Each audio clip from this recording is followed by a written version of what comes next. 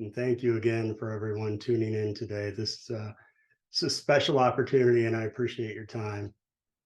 And so, in respect of that time, let's go ahead and get started with today's program, HCAHPS Advancement Through Narrative Medicine. And before we get real started, before we really get started into this, we would talk about a couple of housekeeping things. I shared with you that we'd love to have you drop your comments and your location in the chat box. Second, whenever it comes time for Q&A, please use the question box on Zoom for those questions. Please be aware that if you ask a question in the chat box, we may not be able to see it quite as quickly. Third, I have my seeing eye dog, James, laying right down here at my feet right now. He is still a puppy. He's only 3. It is a crisp fall day in Florida, and James is extra frisky today. So if you hear him rolling around or making noise or chewing on a bone or snoring, that's just him. And then lastly, today, we want to encourage you to stick around till the very end because we have a special offer for tuning in today. So HCAHPS Advancement Through Narrative Medicine. I think I introduced myself earlier. I'm Marcus Engel, and I'm a MS, CPXP, and a CSP. What does all that mean? I think most of you, if you're tuning in today, we've probably met somewhere along the way whenever I've been speaking at a live conference or a hospital leadership training or compassion training. Somewhere along the way we've met. And so you've probably already heard the story of when I was an 18-year-old college freshman and how my vision was lost, sight was lost immediately and totally due to a second party drunk driver. Not to mention all of the facial damage that was done and the hundreds of hours of reconstructive plastic surgery. I've been telling this story about what happened to my body for the last 25 years around the country. But I want you to love me for my brain, not just my body. And so today we're going to talk about the areas of expertise that I've been working on over the last probably 8 or 10 years now, and how those can help your organization and help your staff. So we talked a little bit about my personal history in that trauma and recovering from that trauma now 30 years ago. So where does that bring us today? Well, I'm uniquely qualified to talk about HCAHPS advancement through narrative medicine because of the years of study that I've now put into this subject. So I often make the joke whenever I'm on stage that people have a whole alphabet soup after their name, oftentimes in healthcare. And I have a very small alphabet soup. Maybe it's like one of those foreign languages that only uses 13 characters instead of our full 26. But to give you a little idea here, I got a master's of science in narrative medicine about 11 years ago. Narrative medicine, the master's in narrative medicine program that I attended was at Columbia University in the city of New York. My class that graduated in 2012 was only the 3rd class to complete the narrative medicine master's level training. So I was one of the very first classes to get to study this new discipline. And some of you may be asking, okay, that's great. So tell me, what is narrative medicine? And one of the ways that we describe narrative medicine is that it is descriptive, not prescriptive. It's descriptive, not prescriptive. And so what do we mean by that? Well, anything that has to do with the arts and humanity and the crossover in medicine, in healthcare, in hospitals, whether that be doctors' memoirs, patient stories, theater, creative arts, sculpture, performance. These are all things that go into what we call narrative medicine. And while I was studying in the narrative medicine program, some of the Foundational courses were things like accounts of self, receiving and giving accounts of self, active listening through other patient stories, and then reflecting on those stories. That's the master's level stuff. Next four letters after my name are CPXP, which stands for Certified Patient Experience Professional. Some of you on the line today may also be CPXPs. This is a certification that is given out by the Barrel Patient Experience Institute for those who have studied HCAHPS and have a great working knowledge of HCAHPS. I was in the inaugural Barrel Patient Experience, the inaugural class to receive the CPXP. And even though I don't work in a hospital environment with these metrics every single day, it still gives me a lot of street cred with my clients, and it also gives me a greater working knowledge for when I am working one-on-one with hospitals and healthcare systems. And then lastly, the CSP. The CSP is a Certified Speaking Professional, which is a designation that is given out by the National Speakers Association. After enough years of speaking and running a business, it proves that I know what I'm talking about and I know how to do a good presentation and run a good business. So what are those things and why are they relate to you? Do they relate to you? Why are you here today? Why are we here today? What's going on in America with patient experience, specifically with HCAHPS? Well, things are not great. As you can probably attest if you work in a hospital environment, things are not great. In fact, in the last 3 or 4 years, we have seen patient experience and HCAHPS satisfaction numbers fall by more than 3.5%. That's a significant decrease. That's a significant decrease. Well, why have things kind of gone in the toilet? I think you know the reasons why already. Well, we had a pandemic, global pandemic might be able to do that. That also upended American healthcare. So whenever we lost staff due to retirement, to quitting, to relocating, we lost a lot of staff out of the healthcare environment, and we cannot replace those staff quickly enough. We are still having shortages all across America. But when it comes to patient experience, we know that due to, well, a pandemic, patient experience scores have suffered. And this would make sense, right? It would only make sense that during a pandemic, when healthcare professionals cannot physically be with patients as much, it would make sense that those numbers would suffer. Why can't those healthcare professionals be with those patients as much? Well, maybe it's overloaded census. We know that was happening. Maybe it's just the phenomenological difference in when we interact with people who are in a full hazmat suit or personal protective equipment. Whenever we are interacting with those people, it certainly changes that dynamic of being with. So this is where we find ourselves in healthcare today. Staffs are burnt out and traumatized, and our patient experience scores are sucking wind. What do we do to help get things back in line? What do we do to try to right this ship that has maybe been steered in the wrong direction for a good little while? And not so much steered in the wrong direction, but blown about by trade winds. I feel like one of the ways that we can address many of the crises that we're facing in healthcare these days is based on narrative medicine. Now, why do we want to address these things through narrative medicine? Well, I'm going to guess that you're here today because some of the things that you've been doing haven't been working. So maybe narrative might help.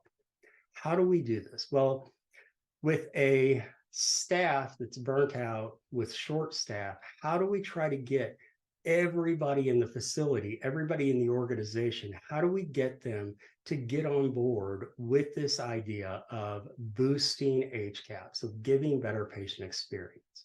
And the good news is you don't have to.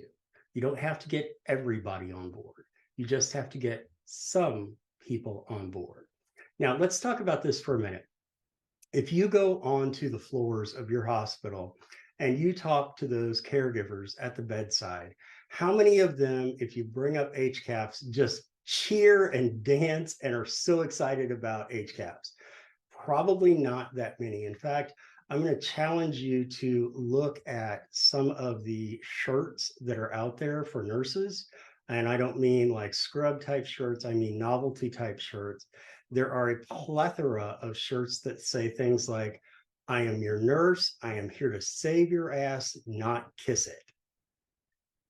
Where do you think that that sentiment might come from? That quote unquote ass kissing needs to be done by healthcare professionals.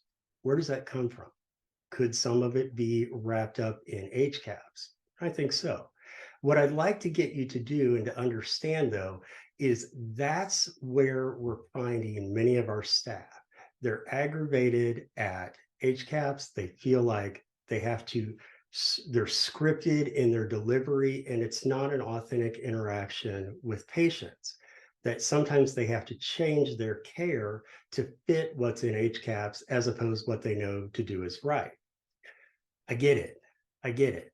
I get it. I understand that in hospitals and in healthcare across the country, there's so many bodies regulating and measuring everything that is done.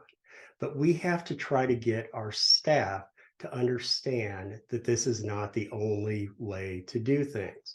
So how can we get our staff on board? I think the first thing we have to understand is that we don't have to get everybody on board. In fact, if you look back through some of the studies over the last 10 or 20 years, McKinsey and Company is famous for a study that says we don't have to get everybody on board. We just have to get 10% of people on board. And if we get 10% of people on board that are changing their attitudes and changing their mindset, guess what? We can tip the whole organization into a positive direction. But that does take planning and logistical arrangements. So we've got nurses and staff out there that are aggravated at HCAHPS. What can we do next? What can we do next? And I'm going to pet James down here on the floor to make sure he is okay. And he is good and happy and fine. So we're talking about the tipping point, but we're also talking about the second aspect of what we can do in narrative medicine. Second. Flipping the switch, yes. So the flipping the switch, and in fact, it's not flipping the switch, it's flipping the script, because let's be narrative about this. We're going to flip the script on how people look at HCAHPS. Instead of looking at them as something that nurses and healthcare professionals have to do and have to work towards, maybe we can flip that script. And I'd like to flip the script a little bit by bringing us back to some personal narrative. Now, I'm not going to tell the story from 30 years ago of losing my sight and all the subsequent damage that was done. But I will tell you that that was the first of 3 instances where my life was in jeopardy. 30 years ago, then a dozen years ago, after some surgery, I ended up picking up a hospital-borne infection with a 60% mortality rate. And with that 60% mortality rate, the infection pooled in my stomach, and I went through some major trauma, physical trauma that was brought on by the healthcare professionals that were around me. That was the second time I nearly died. The third time actually just happened about 2 months ago. And in those 2 months ago, I was with James, again, my CNI dog. It was about 8 o'clock in the evening. We were outside for the evening. James was getting his last pee break for the night. If you have a dog, you are all too familiar with taking your dog out for the last time of the night.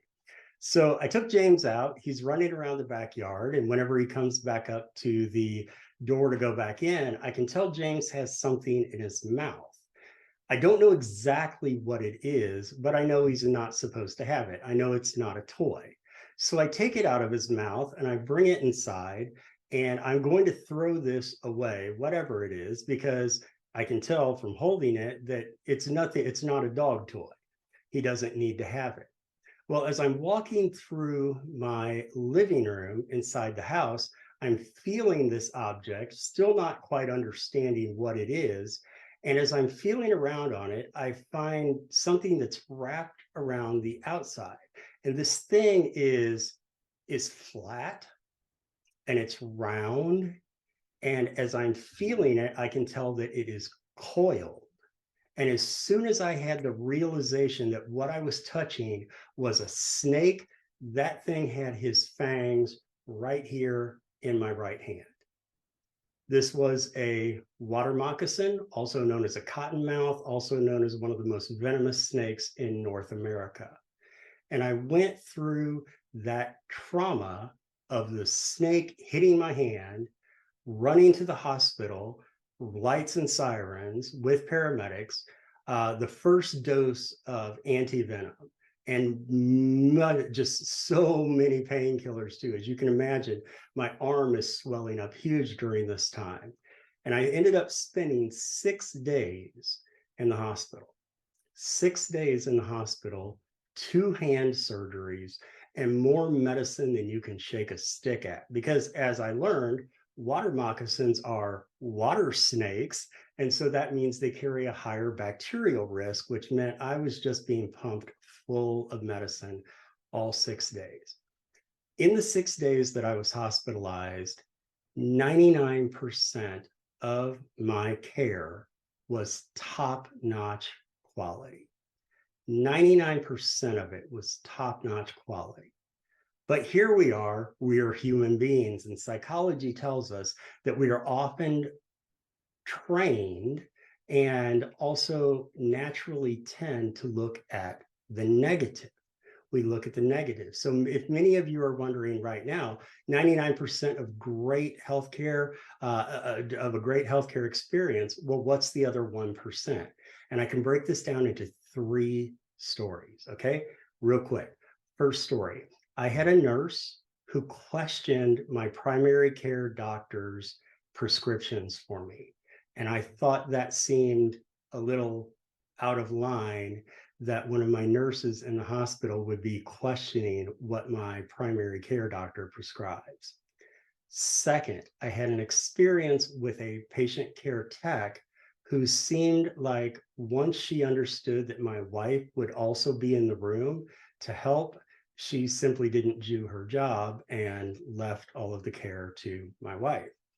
And then third thing was, because of that second time that I almost died a dozen years ago because of a hospital-borne infection, I am pretty sensitive to cleanliness in hospitals. And in fact, I'm not the only one, because the 2 areas, the 2 domains where HCAHPS have suffered the most are cleanliness and staff responsiveness. Cleanliness and staff responsiveness. So let me share with you the day before I go in for my second hand surgery. The surgeon has ordered me to go take a shower. The shower in my own hospital room wasn't functioning, so I was taken down the hall, walked down the hall to another shower room. Now, after getting showered up, I feel clean, I feel ready to go into surgery. I step back out into the hall and I immediately step into cold liquid on the ground. I don't know what this cold liquid is, but I know that I'm not wearing shoes. I know that nobody has provided me with a pair of slippers or shower shoes or anything like that. And I turn to keep walking down the hall, and I keep walking through more and more liquid. Now, this could have been water, probably was water, but I didn't know.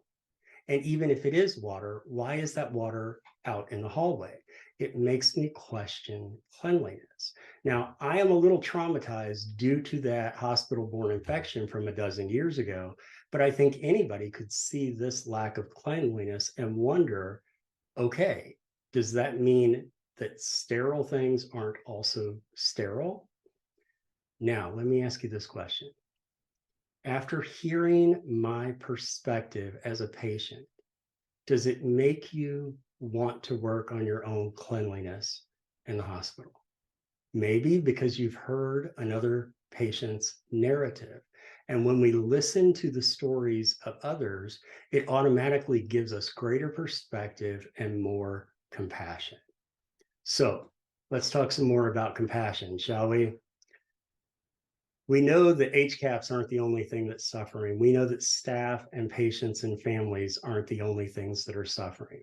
But we know that staff especially have been hit hard by this pandemic.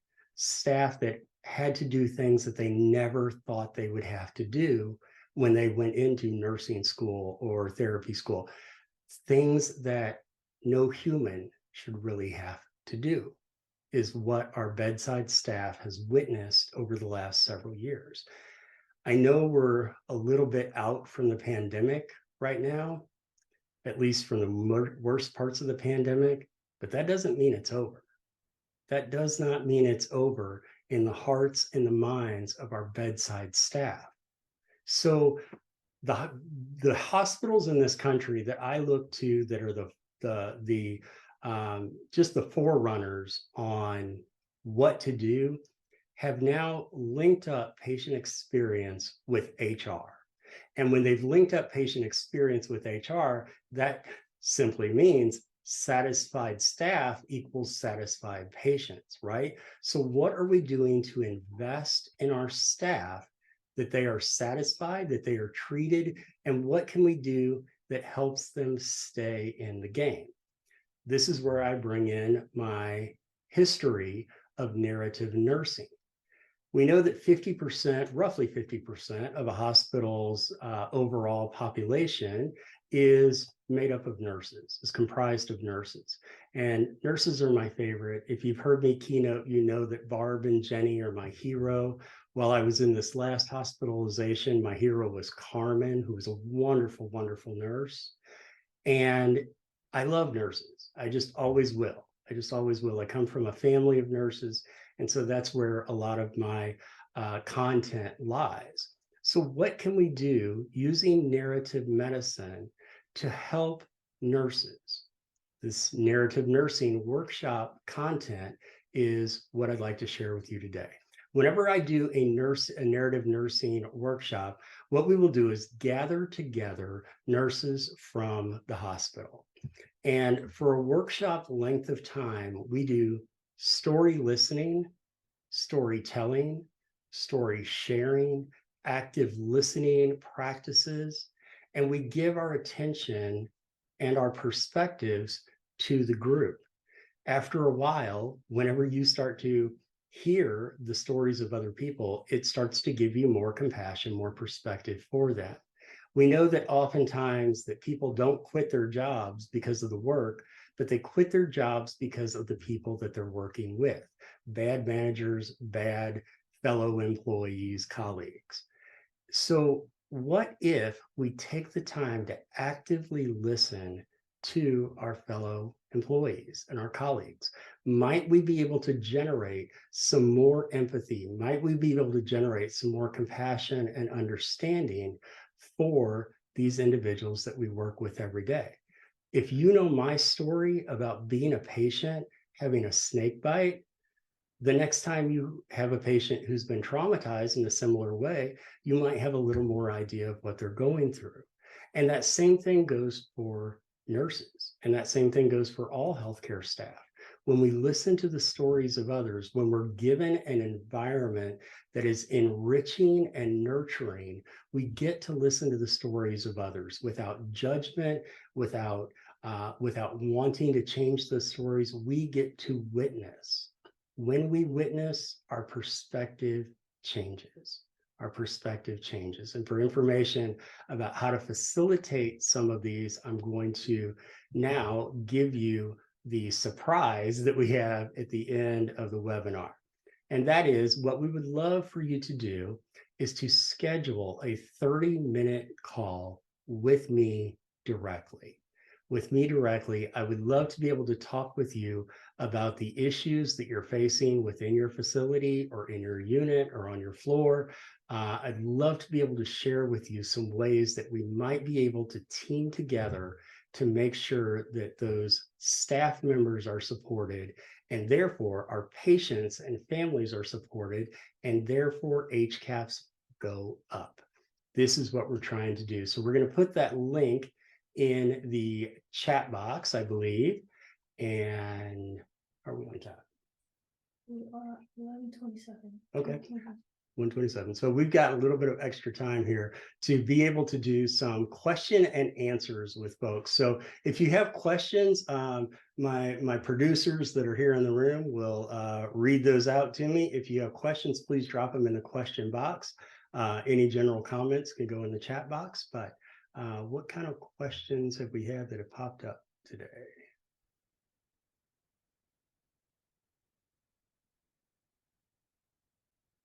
If they come in, I'll let you.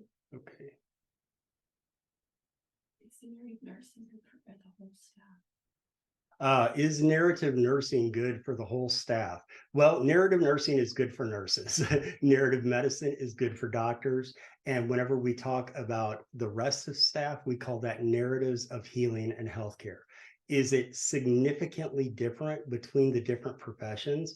No, it's not. The majority of what we're doing is still based on storytelling, active listening, gaining perspective, gaining compassion. So it's primarily in title that that is, and I believe it's very important for those who are within a profession to be able to have the safety of sharing with their colleagues these stories and listening to the stories of their colleagues. So I do, in general, try to keep narrative based around the different professions that would be in that particular audience. That's a great question. Thank you for that. If we wanted to begin to use narrative medicine in our hospital, where would we even start? How can I be sure it will, quote, move the meter, which is our goal? Yeah, everybody wants to move the meter, right? And we're consistently trying to move the meter. If the meter is already high, if you're already a five-star facility or institution, guess what? You want to keep it there. You want to keep that meter moved up. How do we even start to implement this? First of all, schedule that call with me, and I'll find out a little bit more about what your particular situation is, and I'll be able to give you a little bit more directed guidance. But how do we start? Well, we start by understanding that HR and HCAHPS are inextricably intertwined. They cannot be taken away from one another. And whenever we start supporting our staff, those staff support patients, and those patients get better HCAHPS. Great. So let's keep that in mind. Let's keep that in mind.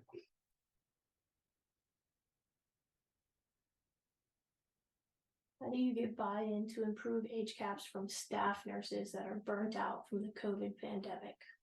Ooh, how do you get leadership to buy into something like this whenever we've got staff nurses who are burnt out from the pandemic?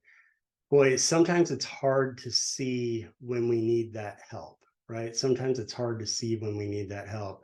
So I would love to know that leadership is actually out there surveying employees to know where your staff is, like emotionally, physically, spiritually. Where is your staff? Are they engaged?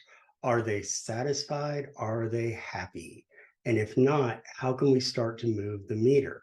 And I think moving the meter, it's not difficult. It comes down to us being human with one another and treating our staff and our fellow employees like equal individuals and human beings. How do we make staff not hate HCAHPS? How do we make staff not hate HCAHPS? So this kind of goes back to the second point that I had about flipping the script, right? That we start to see that HCAHPS are not something that's there to make staff have to work harder. It's not meant to be another regulation. What it is, it's a reason for people like me, patients like me, to actually have a voice in our own care. I do believe that that is important. And I also know that any organization that's out there that's not measuring their output and their success, why does an organization even exist? Whether it's a scout troop or a mega church or a hospital or a corporation, everybody needs to be measuring what's going on in their organization. Is our membership still high? Is our staff level still high? What's our profit basing? And one of the things that we certainly can do with HCAHPS is remember to flip that script. It's not there to make your life harder. Staff, it's not there to make your life harder. It's there to give people like me a voice. I think patients and families deserve a voice in their own healthcare, and an organization deserves to be able to measure their outcomes through their staff too. So how do we not hate it? Well, I can't tell you that I can't tell you a magic way to not hate HCAHPS. What I would ask you to do is to look at it from a different perspective, in that it gives our patients a voice when they are vulnerable, scared, probably in pain, whenever our lives are literally in the hands of our caregivers and docs. That's where we want to know that we're getting good care. Any other question? I am an educator. Do you have tips for us on how to train in this area, even sharing this webinar with students? Absolutely. I would share this webinar with students. I would share this webinar with staff. And if you're looking for a way to get leadership to buy in, I might share it with them too. How do we get, I believe that whenever we're talking about new staff orientation, or if you're an educator on the academic level, this is an opportunity, right? This is an opportunity to start to be able to get to the tipping point of that 10% of an organization. If we're bringing everybody in and we can get them to flip that script of not thinking of HCAHPS as something hard that I have to do, something extra I have to do, but instead we look to it as a way for ourselves to improve and to give our patients a voice, I think it's not going to be that hard until you can get to that 10% of staff is helping change the culture. How does nursing help individual nurses? You said they need to feel better, etc. How does narrative nursing help do that? How does narrative nursing help individual nurses? I think we all want to feel seen and heard and safe.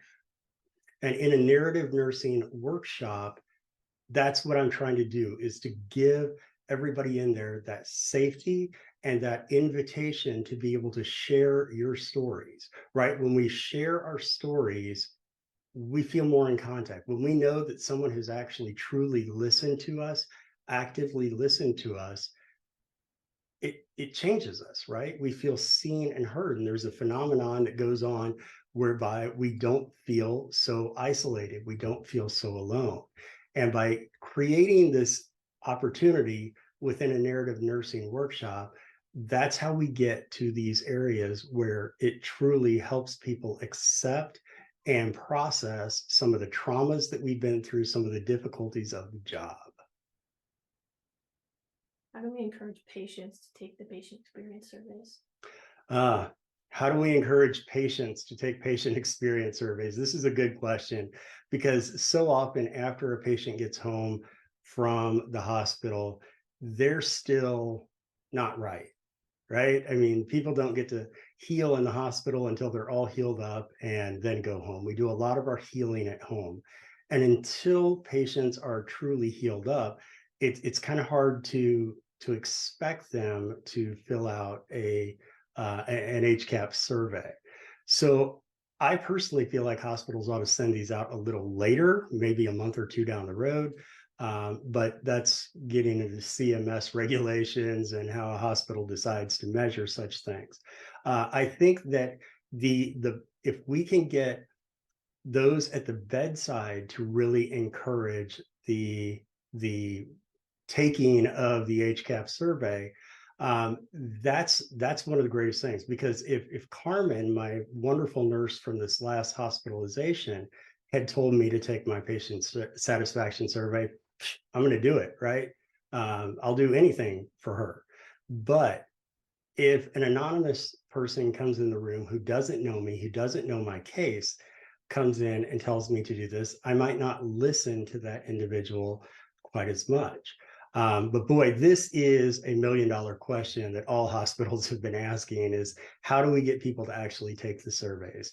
And then once we have them take the surveys, what do the surveys really tell us to do? That's a conversation for another time. Any others? There's a couple here that are private, so you Okay. just let them know you'll respond. Yeah, absolutely. If there's any questions here that are private, I'm more than happy to respond to those too. If you, I don't know, what else do we need to talk about today? Let's just come back to the idea that as in the next day or so, you're going to get another email from me, and hopefully you will sign up for a free 30-minute call to see how we can address the problems of your facility. And other than that, I want to thank you all so much for spending some time with me today. I realize that all of these things are not exactly the storytelling that you might be used to from Marcus, but I hope you still love my brain and not just my body. I want to thank you all so much for being with me today. We'll see you next time.